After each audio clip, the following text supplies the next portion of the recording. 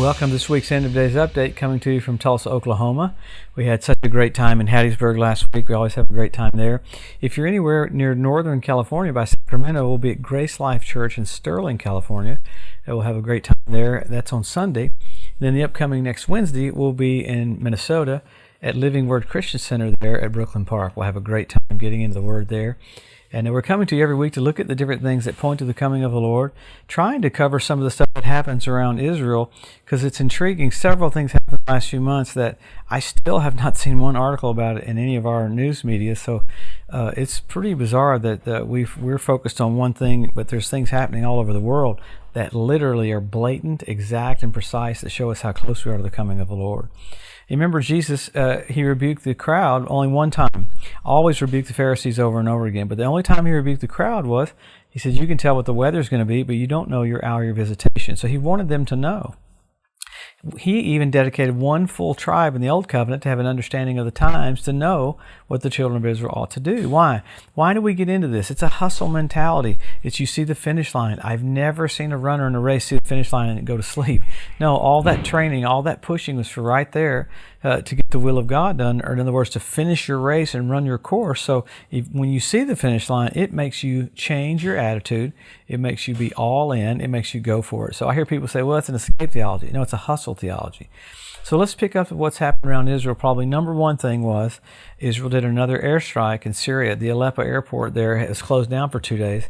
Now, why would they do that? Because Iran keeps hauling missiles into Syria, parking them right on the doorstep of Israel, literally bringing them over to Hezbollah after retrofitting them with better guidance systems.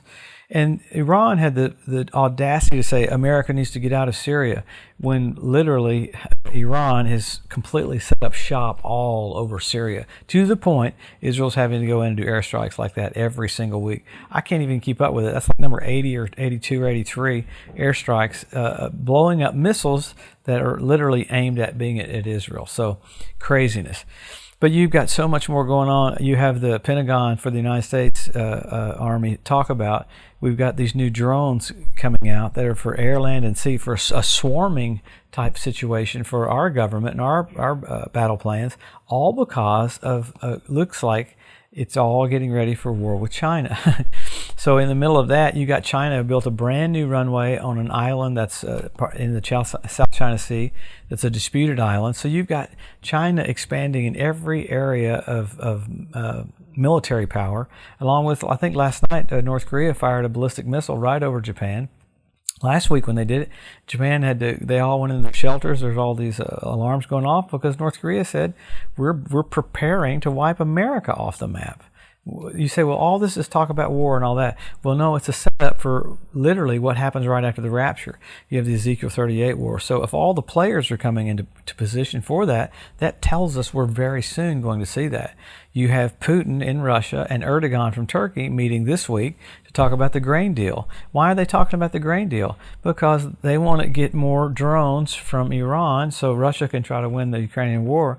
Man, there's been a lot of backpedaling on all the things going on with that, because we're offering, I think we're sending 60 to 70 F-16s to the Ukraine, but the Ukraine's taken some really hard hits in the last few weeks. A lot of people got killed. So you got crazy weather, you got earthquakes. Look at this. You had 922 earthquakes on the island of Hawaii in the last 30 days. So you've got big earthquake on the bottom part of Indonesia. You got interesting weather, crazy weather going all over the place. You had the governor of Louisiana pray for rain in Louisiana. There's so many wildfires. So I never have time to get into all the transgender stuff and all the weird stuff, but there's so many laws being changed, so many groups pushing for things for their agenda.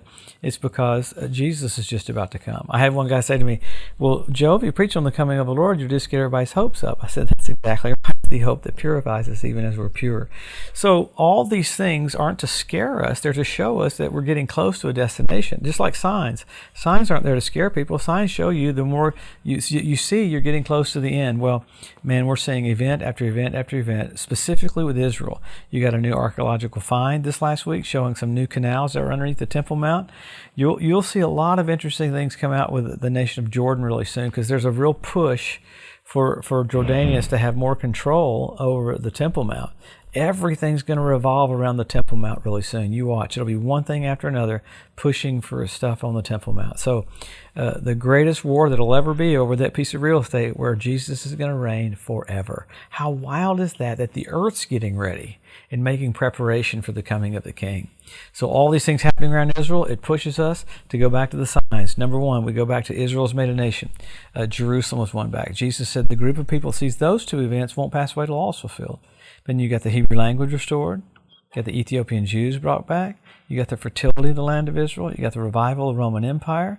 I mean, all these things are so big. You have the Temple Mount Institute. They have the red heifers ready. They have the oil of anointing. Everything they have ready to have sacrifices. Remember, the last couple of years, they've tried to have sacrifices on the Temple Mount, got arrested each time. Why is that coming? We're so close to that. The stuff that keeps happening all over Israel still freaks me out like, oh my gosh, this is amazing. So I talked about it last week. You have that one young lady that brought out a whole a book or a handbook on how to have temple worship, because those things are all in position. You got predatory birds that are in position, 172 different species of predatory birds. You have foxes on the Temple Mount. You have the ritual baths around the Temple Mount fill up with water. You have the Dead Sea turned blood red where Sodom and Gomorrah was on the Day of Atonement last year. Amazing. I mean, fish showing up in the Dead Sea, that was prophesied 2,700 years ago. So all of these signs, men will be lovers themselves. We have selfie sticks. But then you go from signs to signals. I mean, you got stuff happening with you had a super moon this week, a blue moon this week. You had 3 this last year. It's pretty wild that all this stuff is happening right in front of our eyes. But you had blood red moons. These are signals that you have. The planets would be for signals. And you remember the asteroid that NASA hit it to take it off its course? Well, now that it hit it to take it off its course, it's raining debris on the Earth. Boulders coming down from all that debris.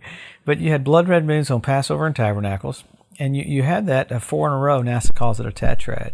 When's the last time you had 4 blood red moons in a row on Passover and Tabernacles? 1967 when Jerusalem was won back. 1948 when Israel was made a nation.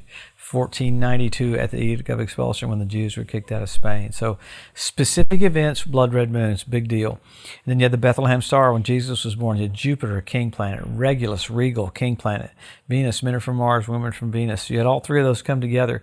The constellation was Virgo. You had Regulus do retrograde motion, formed a crown over Jupiter. A king was born. Well, that's pretty amazing. First time this last year, first time in 2,000 years they came together again. The constellation was Leo. Why is all this happening? This is all happening because the king's coming back. There are so many more radical details, specifically 2017, and heavenly details that you're like, oh my gosh, this is in our face. Well, what do? Help our local church, help our local pastor. We're engaged, we're involved. We don't fit church into our life. It is our life. Why? Jesus is just about to come. My friend, what would you do if you knew he's coming tomorrow? How would you live tonight? Would you be a soul winner? Would you be kind? Would you be sweet? He's given us all this information because he loves you. He wants to bless you, wants to strengthen you, wants you encouraged. He wants you to finish your race, and he wants you to accelerate. We'll come back next week and look and see what all's happened with North Korea, with Iran, Russia, all the things pointing to the coming of the King. Have a blessed, wonderful week. We'll see you next Wednesday.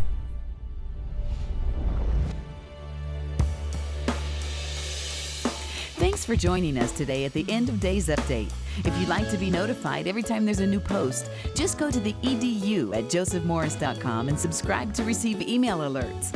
If these posts and updates have been a blessing to you, please consider making a one-time donation to help get the message out, or even becoming a monthly partner with Joseph Morris Ministries. Thanks again for tuning in to the EDU, and we'll see you next week.